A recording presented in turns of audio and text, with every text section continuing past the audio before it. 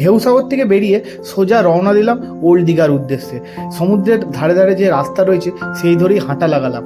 আর প্রথমে পড়লো নিউ দীঘার মার্কেট, দুধারে প্রচুর লোক আর বসেছে চারিদিকে মার্কেট।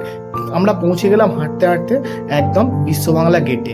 আর বেশ খানিকটা সময় লাগলো, প্রায় আধ ঘন্টা। তো পৌঁছেই বিশ্ববাংলা গেটে গিয়ে দেখলাম ওখানেও বিশাল মেলার মতো দোকান বসছে আর চারিদিকে পুরো আলোতে আলোময়।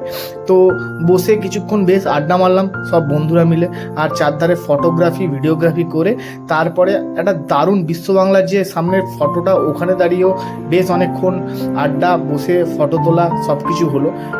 এরপর ফেরার পথে পা বাড়ালাম, কারণ আমাদের ডিনার তখনও কমপ্লিট হয়নি। কিন্তু সমুদ্র ছেড়ে যেন যেতে ইচ্ছেই করছিল না, সে কারণে সমুদ্রের পাড়ে আবার গিয়ে বসলাম অন্ধকারে। আর জলের যে হালকা হালকা আভা এসে লাগছিল, সত্যি দারুণ লাগছিল। ওখানটা কিছুক্ষণ এনজয় করে